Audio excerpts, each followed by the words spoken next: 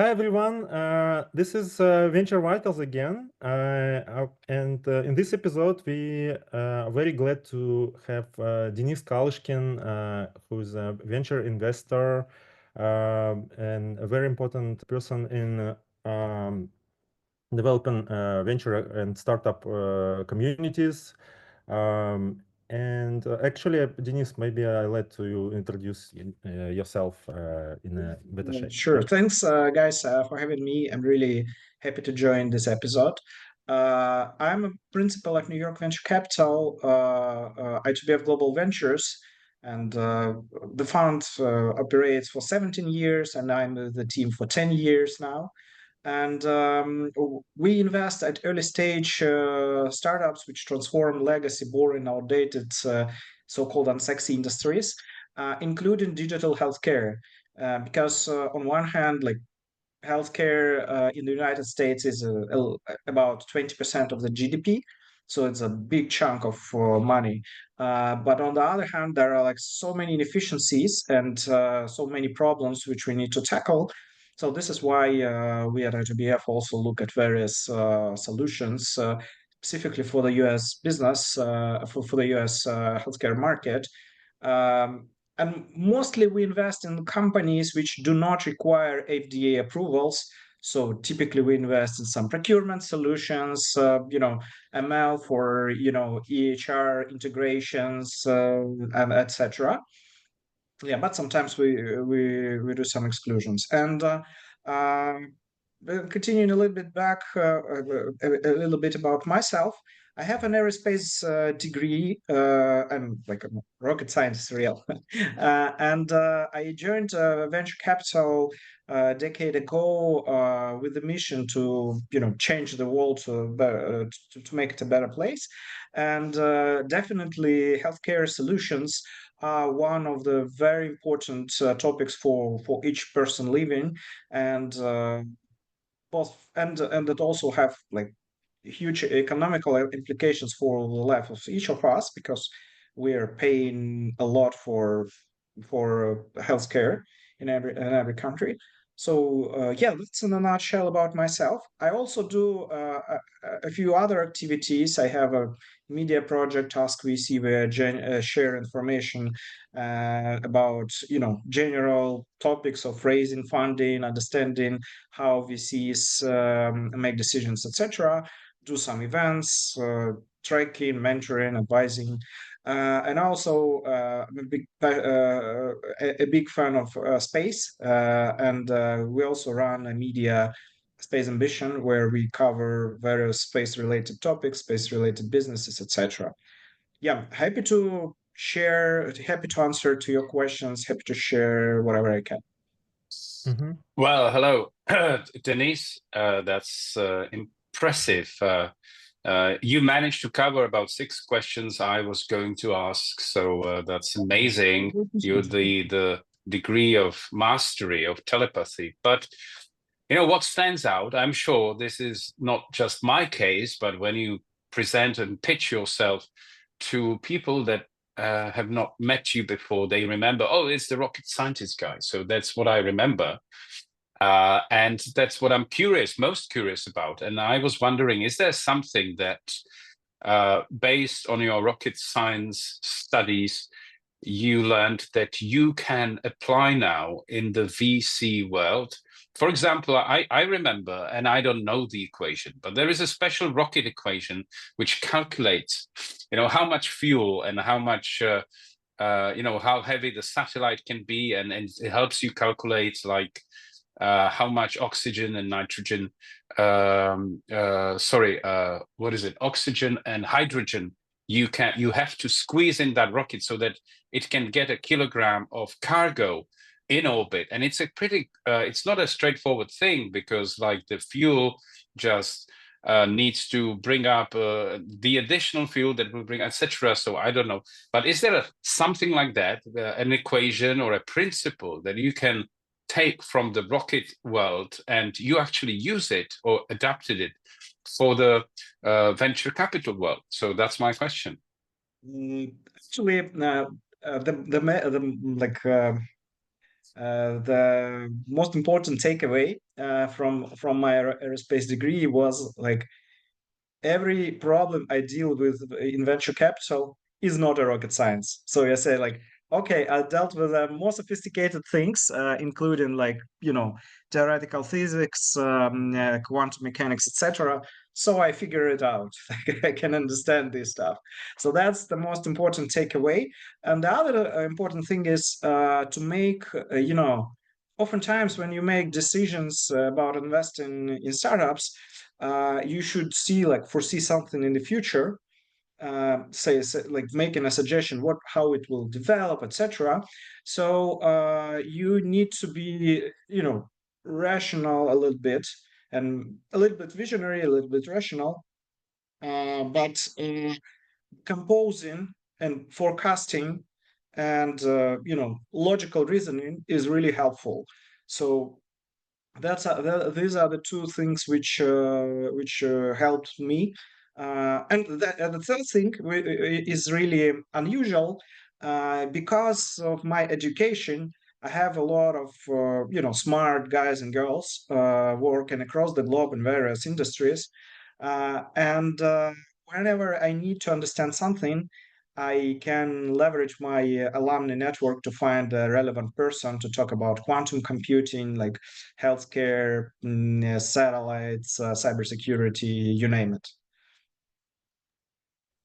Uh-huh. Denis, this is Venture Vitals is like a digital health podcast. So for our audience, I think this will be very interesting. So when you and you mentioned that you really invest in digital health startups as well. So what is the criteria when you consider a digital health startup that you like going to invest? So is it like the same procedure with other industries, or is it something special when you estimate digital health? In our case, as I said, we don't look into solutions which require FDA approvals. So in most of the cases, we skip this regulation part. So if you look at like company which is implying machine learning for note taking for for doctors. So yes, there is some regulation. You need to comply with, get some certification, but it's not that sophisticated. So in this sense, it's more like estimate making a decision of investing in digital healthcare startup is more like to invest in vertical SaaS startups or vertical marketplace startups, because it's like legacy industry which requires some specifics, some integrations with specific solutions relevant to this particular industry. And it has actually more in common when we make decision. It has more in common, for example, in with startups which are operating in IT solutions for airlines, because also regulated industry also need some vertical solutions, etc. So for us, when we make decisions, we assess several things. First, it's really important to look at the team. Like we try to understand like if the team is capable of delivering this solution. Then we look at the market size, and we love to see markets. We like to see markets like above $1 billion in total addressable market. Then we try to answer the question like, is it the right timing for launching this startup? Because many problems in digital healthcare, as in any case in other industries, they exist for decades, but probably there are some drivers. And in case of digital healthcare, the drivers could be purely regulatory, like there is a new law, new regulation you need to comply with, and it could be an inflection point for building your startup. And then of course we look into competition, but the specifics when you make decision in this particular industry in healthcare, you really need to understand the specifics of how the market operates.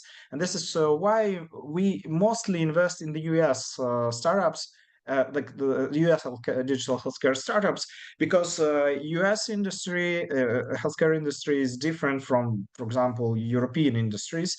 Like a little bit different set of stakeholders, regulation, etc. Yeah. And of course, we look at the metrics like MRR, ACV, and try to understand like how fast the startup could be growing, because in digital healthcare, because it's a regulated industry, sometimes it could be a little bit tough to sell to the clients. It could take longer to get the necessary adoption, etc. Yeah. This looks like pretty much similar as in is any other industry, but with that we can encourage startups that listen to our podcast. Please approach I2BF. Maybe if you have, as Denis mentioned, so if regulation is not a big deal for your solution, so for example, we can mention maybe 5 startups that follow 510K classification that can match. So I mean, those that already were like approved previously, like so 510K is something that already existed. So it is a very like simple procedure for to get FDA approval, and very like in a very predictable time scope. Yeah, and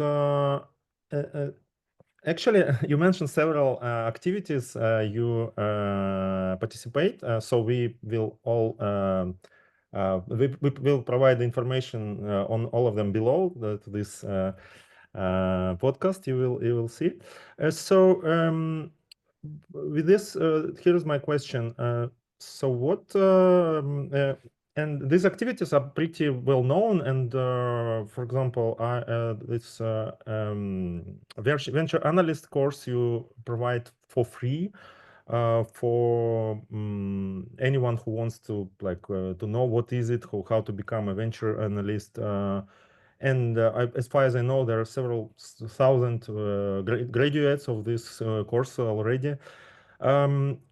Actually, my question is, why are you doing that?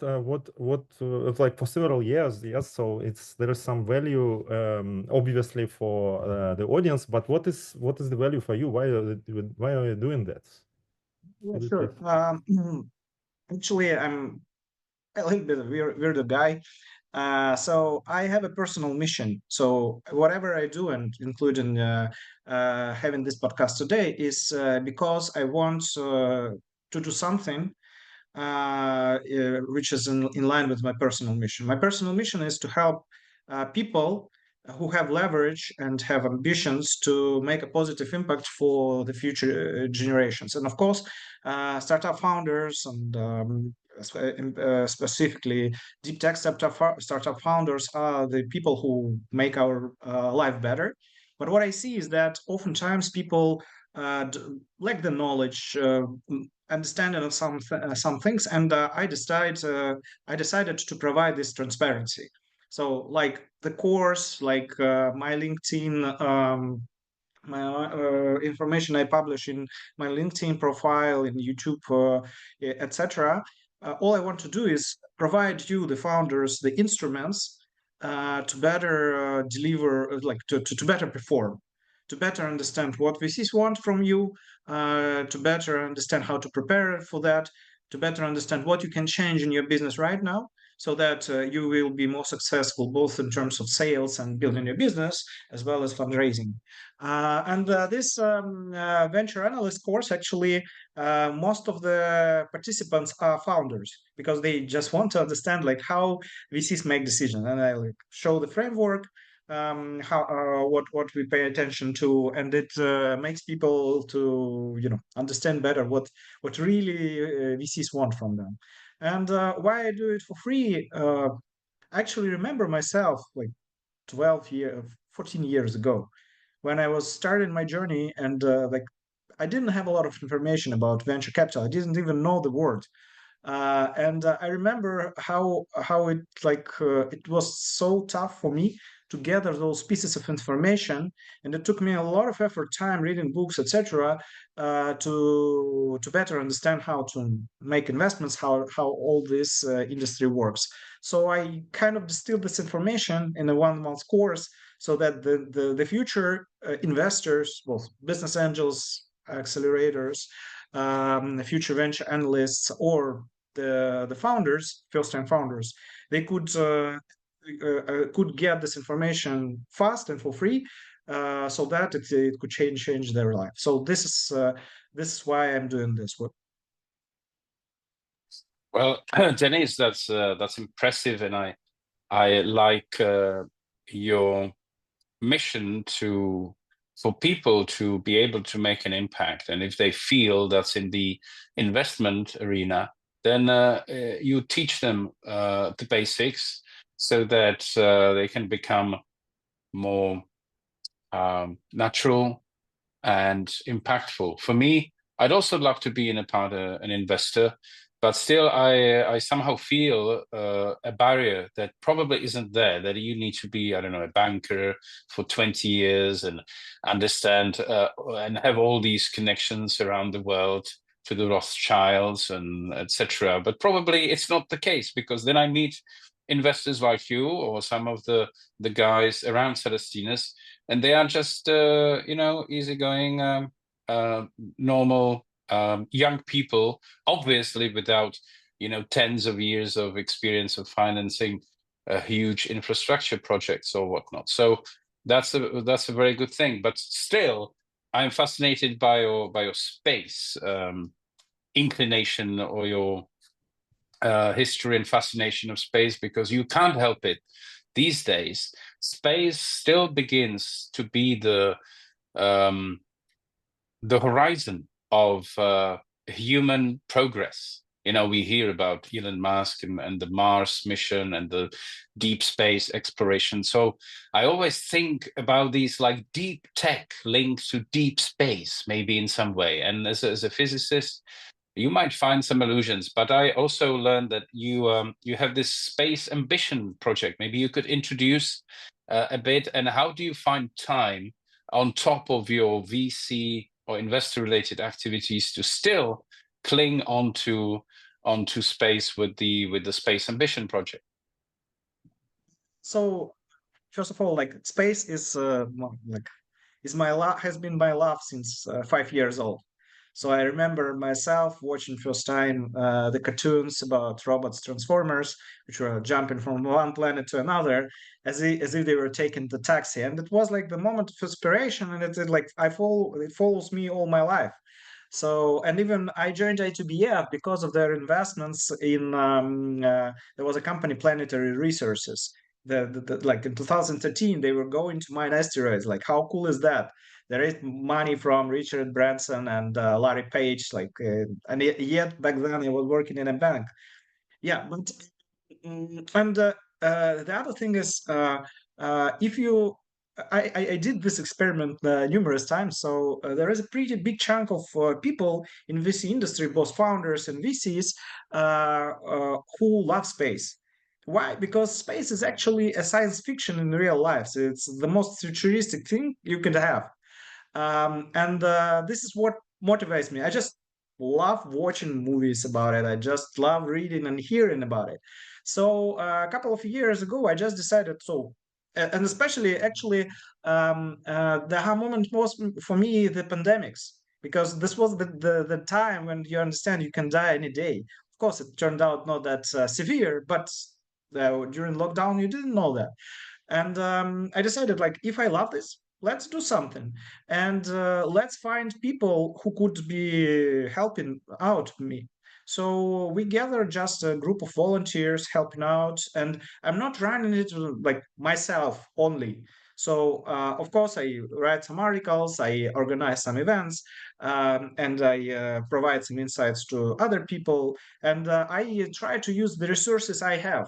the knowledge I have as a venture investor, the inspiration I have, etc. But I'm not doing it alone. The interesting thing was that when I started doing just something, like we started to write articles, and we soon enough we found that so many people want to help you, like at some time, so like at some point of this journey we actually had like more than 20 volunteers helping us with researches, finding information, putting together, organizing offline events, etc.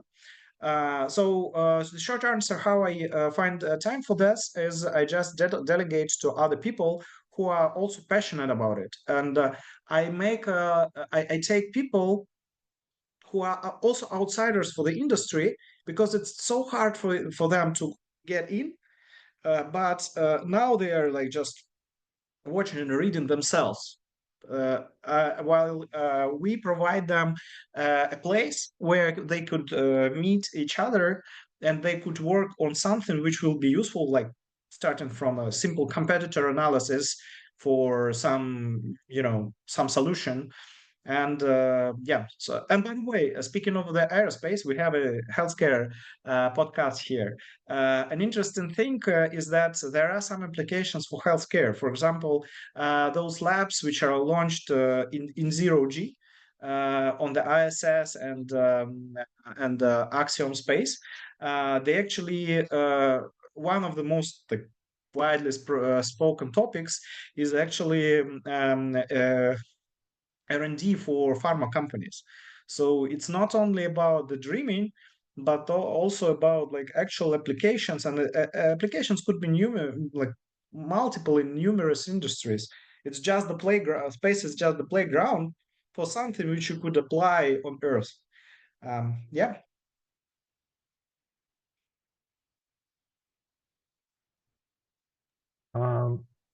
Amazing. Actually, I hope someday we will invest we'll see some startups that combine space and digital health in their solution. But I have another question. So this year at Web Summit, I participated in the event you conducted, like a side event of Web Summit. And as soon as this podcast is also the main audience is early stage startups, uh, um, and this was also the event for early stage startups that kind of introduces speed dating with like startups and VC. Could you please tell more if you about this form? Is this form quite unusual form? And what if founders that are listening to us could where they can find it, and what is the value of such event? So this was the event. This was one of the events which we host across the globes, and this is part of the marketing of our Proceed to Succeed investment program. We'll provide the link. So Proceed to Succeed is a program which is run by I2BF, Altair Capital, Yellow Rockets, and Yellow Rocks and Smart Partnerships. So this is a pre-seed investment program where we invest $200,000 directly as VCs in your capital, and charge some portion of it for the program. It's not an acceleration program when you have this cohort 6 months, 6 months demo day. Demo day after 6 months. It's more, we call it investment program because it's tailor made. So we would make decisions as if we are angel investors. And then we over the course of 6 months we not only watch your progress, but we have like weekly or bi-weekly calls with you, with one of the partners assigned to you as a person, and we discuss what you need right now, what help do you need right now. And we have third-party service providers helping out to build you like sales, marketing, growth hacking, PR, etc. So we as VCs look at you as if we want to make a follow-on investment on the next round, like 6 to 9 months from now, and we try to understand like how to make your company fundable. So we don't do many deals. So for the last 12 months, we made only 10 investments, and we launched it only a year ago. But we got about 2,000 applications from startups. So we did a lot of work to assessing, estimating, and invest in the startups. So what we are focused on here is we are focused on startups, mostly B2B SaaS, B2B marketplaces, the IT, for which target US or West European markets. And why is that? Because the funds which are co-investors in this initiative, they have like the traction in those regions, and the more value we can bring you more value here. Yeah, and those speed dating events you referred to, we just do like big events in the US, in Europe, or some smaller local events like in given countries like United Kingdom, Spain, Portugal, etc.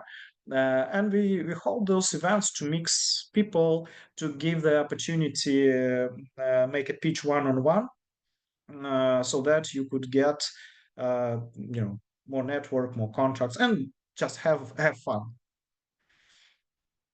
Well, Denis, this is great. You are helping the investment and innovation and deep tech.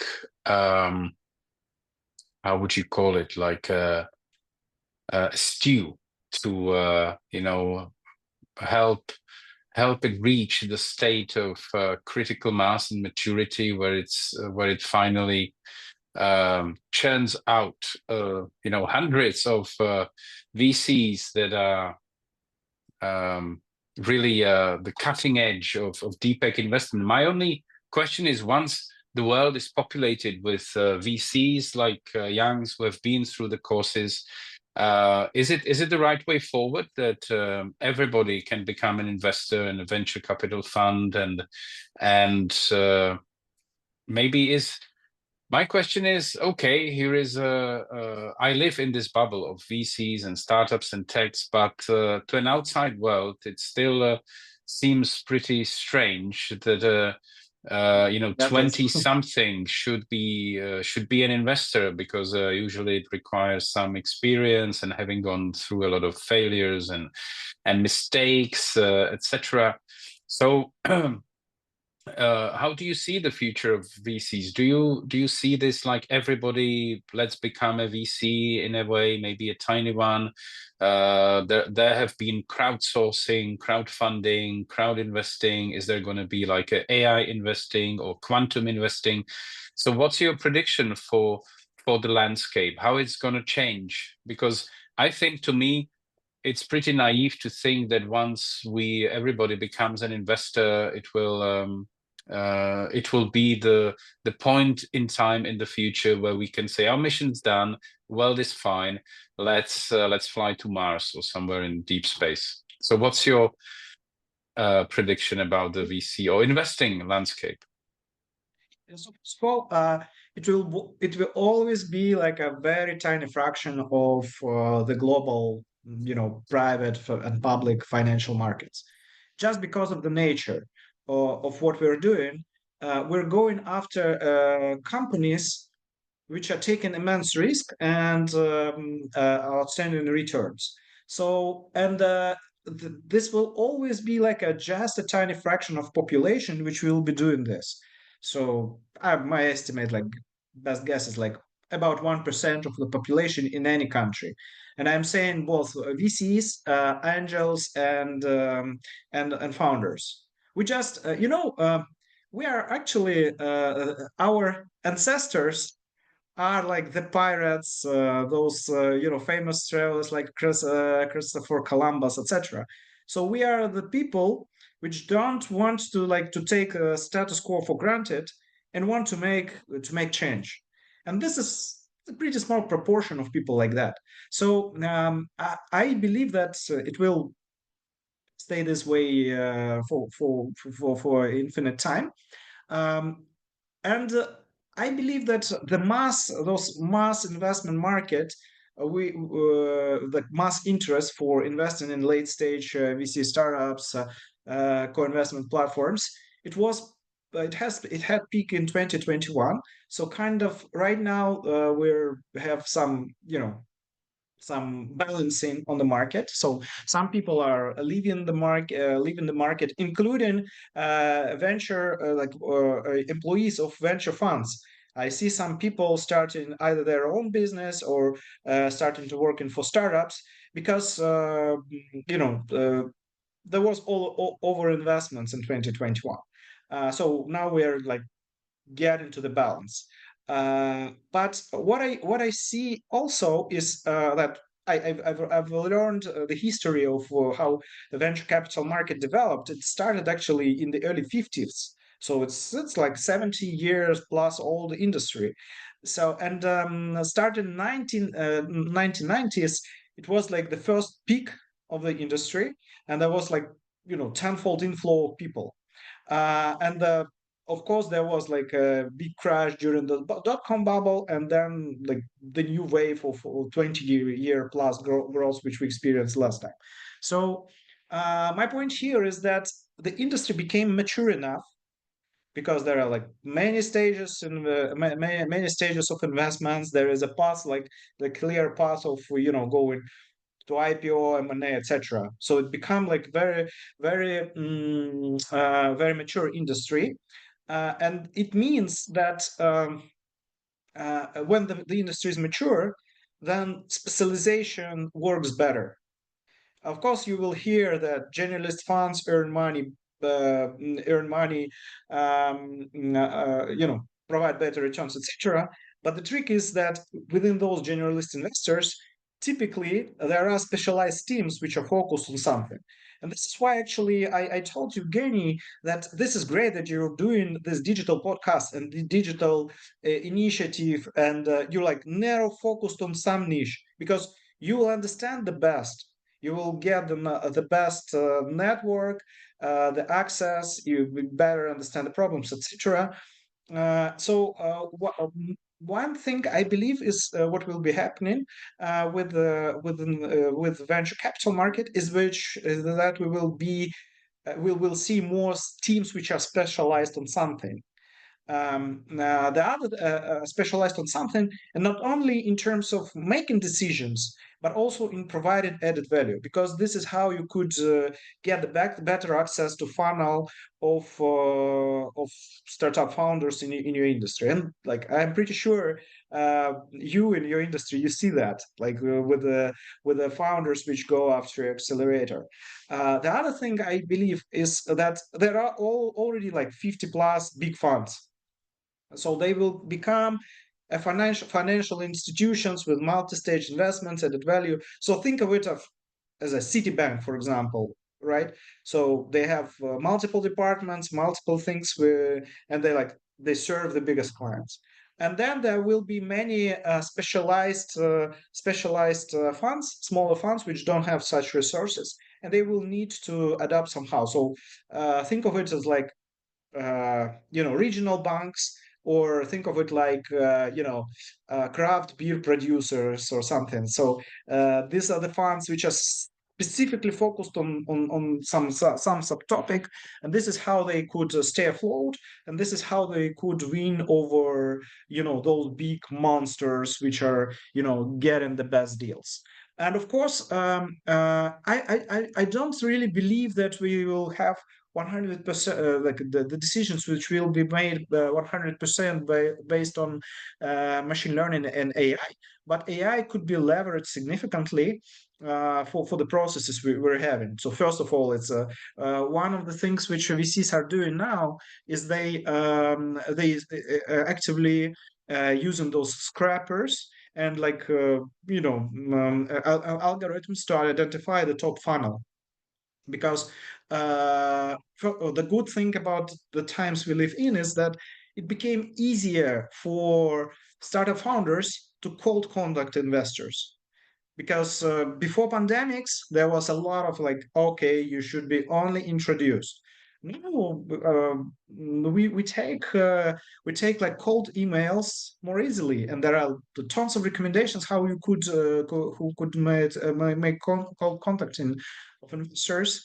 But you will be surprised how poorly people write those emails, because we as VCs, we want to meet founders. This is the job, but oftentimes you need like send like 3 to 5 emails up back and forth to understand whether it's it's a match. And VCs will be leveraging more. That we already start leveraging artificial intelligence, mostly first of all for automating some basic processes like cold reach out, assessing like first incoming emails, you know the scrapping information, processing basic information, and getting the VC analyst or a partner getting ready for the meeting. So this what will be happening in the next in the next like 5 to 10 years. So VCs would be trying to become more efficient in terms of like the whole this process, because the process itself it's inefficient. Like if you think about it, like founders need to meet 100 people 200 people to close the deal, like this $500,000 or $1 million. This is crazy. It shouldn't work that way. So the market will be working on improving the efficiency of this process, so you know like closing a deal, meeting 10 or 20 people, etc. Denis, thank you so much. This is very insightful. And nowadays, no podcast or no any like public speaking avoids the topic of AI. This is not an exception as well. Yeah. So I have two more questions regarding this. So still maybe following Tomash's question, do you think there will be a venture fund that will be completely AI thing? Because as you said, that it's a very mature industry now, so all the processes more or less formalized, and there is a lot of data public. So what is a match? How to find the match in startup, and a lot of presentation of a startup is already digitalized. So maybe there will be some engine that leverage all this generative AI thing, and that can find startup, analyze, and even invest. That's one question. And following this, sorry for I can introduce it to one by one. But you mentioned that you in I2BF invest a lot in SaaS. And there is a kind of SaaS boom now, kind of maybe a bubble, I don't know. But question is, do you think that AI also can just eliminate or maybe substitute all the SaaS? So a new SaaS will be AI generated something. So yeah. So starting from the first question, I started to ask the question like whether I could be displaced by AI entirely as a professional in 2017. And I never say never, but my personal understanding, so for the next decade, I'm good.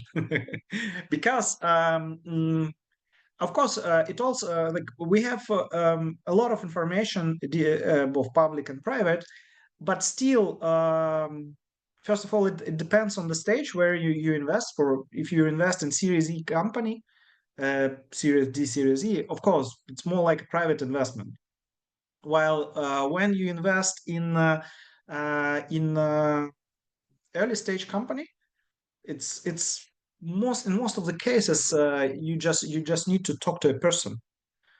And when you make early stage investments, this is the founders which you're betting on after all.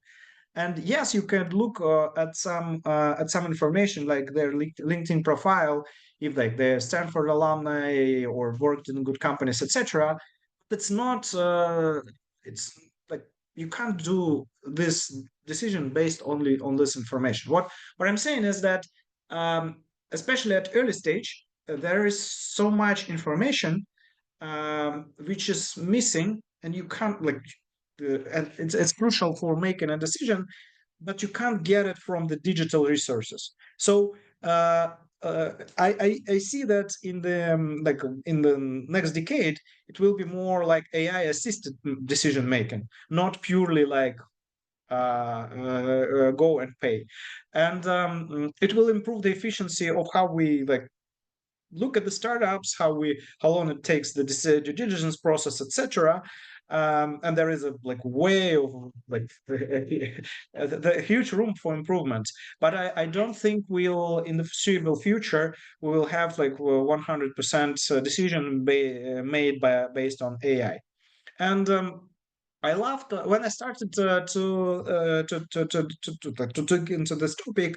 I loved the point one of my friends, the partners of the VC, said, Dennis, we're in the service business. So even if the decision will be 80% made by AI, you as the founders, you will need to communicate to us.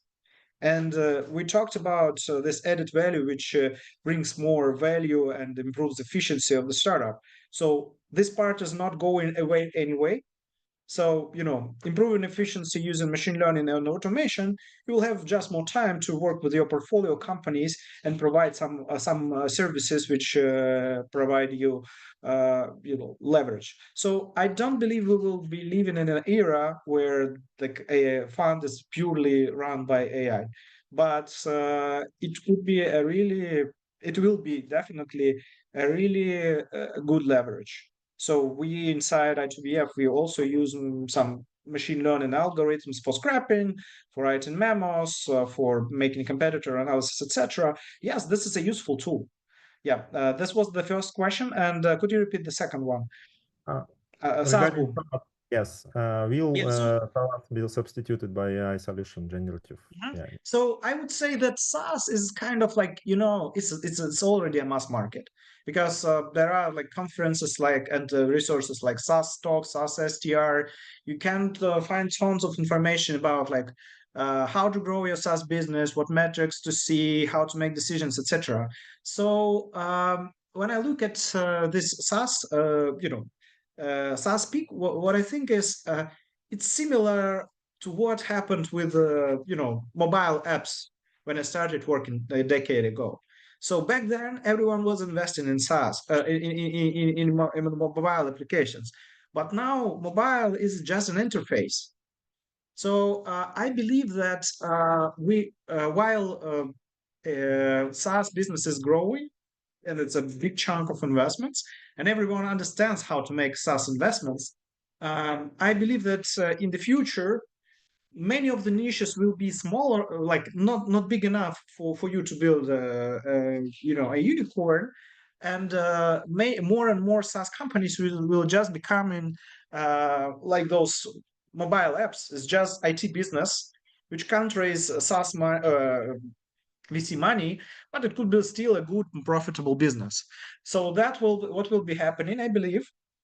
And partially, if you look at this general AI hype right now, so partially it is also connected to this trend to invest in B2B software, SaaS, etc. Because VCs understand how to invest in software, and yet there is a general AI, whatever, automation, etc. We just understand how to do this. And if we talk about will AI kill those traditional interfaces, I believe it wouldn't kill it entirely, but it will definitely kill some. So it will be a mixture. So part of the existing players will adopt AI solutions, but I believe you can't solve all the problems entirely with text-based interface or voice. So you will have a mix. So anyway, I believe that especially when it comes to vertical solutions, they will stay, not because it could easily be done with your AI, but because you need to understand the specifics. So the bigger problems will experience the horizontal solutions, because yes, there is more room for optimization using AI. But for vertical solutions, my gut feeling is that we'll still have those players understanding specifics, having necessary connections, necessary business understanding, etc. Denis, maybe we are approaching the climax of our podcast. That's a good word for an end. I prefer to call it climax. But there have been a number of predictions, a number of good points that, for me, if I'm an early stage health tech startup ready to maybe address a VC and talk about helping me grow enormously globally. So I'd like to ask you to, as the cliche goes, to give me an advice what I should do as an early stage health tech startup. I understand that, okay, the right team, there should be a market, we should be the right time, etc. This is a general knowledge. So what may be beyond these general VC rules for a startup that is investable would you provide me with? And then let's say I'm not US based. I am like rest of the world based, but I still want to target and want to make my entry into the US market because I have a great prototype and I am willing to do what it takes to make it there in New York or wherever you are based. So the most probably it's a very general recommendation, but first make sure that your clients really want, or ideally really pay for your solution, and pay it's like pay a lot, because investors, these are the types of those type of people who like first they can hear it and say, well, it's not what I'm going after. But then if you show the progress, and if you like over time, for example, it becomes like everyone is talking about it, they will change their mind. So first of all, make sure that you're doing something clients really need, and try to understand, like, yes, it's not like a feature, it's like it's something which is utterly needed by our clients. It's so utterly needed that some of the clients really want to pay for your prototype. And this is a good prediction that when it comes to fundraising, you will secure it because you have like a good progress in terms of revenue. When speaking of tapping into the US market, specifically for digital healthcare, it is important to start there early, because there is a lot of specifics. It depends on, of course, it depends from the niche to niche, but in many cases, there is a lot of specifics, and the product and the business problems could be very different in the United States compared to that you have in the United Kingdom, in France or Germany. So if you are committed to tap into the US market, try to start early. And good leverage could actually be accelerators like yours, or like there is Berkeley Skydeck, for example, or Y Combinator, because you will get this first access to the network, and actually the logo of the accelerator showcasing to the market this is a good company, and that will help you to secure the funding. But the must-have thing, if you're, for example, a European company expanding to the US market, in most of the cases, the first money you will raise will be either from the network of the accelerator or your personal network. Probably the funds which are in your geography, But if you're doing first revenue traction pilots, whatever, in the United States, it raises the interest of your local investors to invest in you. And to secure money from the US investors, in most of the cases, you need to show the first progress on the US market. So if you're going to expand to the US market, try to start selling there as early as possible. And I believe that in many cases for digital healthcare companies, it could be. I wouldn't say it would be easy, but you could, if you're doing something really cool and necessary for the market, you could find your place there. It will you will need to pay, get advisors. You will need to start visiting the US, starting building your network, etc. It's a tough journey, and only 15% of the European startups making it, just starting to expand to the US market. But if you're very ambitious, if you want to build a big company, yeah, that's the way to go. Thank you, Denis. I think this was great encourage to early founders and those who think to become a founder. And thanks for sharing your insights today. And this was Denis Kalyshkin from I2BF. Ask VC, proceed to succeed, and more hats. And also these were usual companions in Venture Vitals, Tomasz Studenik and Evgeny Shvarov. And Hi, guys. Thanks for having me. Bye-bye. Thank you, Denis. Thank you, Denis. And I still think that deep space, deep tech, and deep brain are somehow interconnected. So maybe it's one of your added value that you can help also the people you are around and who are in your network discover these, connections. Hope so too. Have a great day. Bye-bye. Okay, guys. See you at the next episode of Venture Vitals pretty soon. And thank you, Evgeny, for still being on the Venture Vitals team. It's great not to be alone in the deep space. For sure. Thank you, guys. Bye.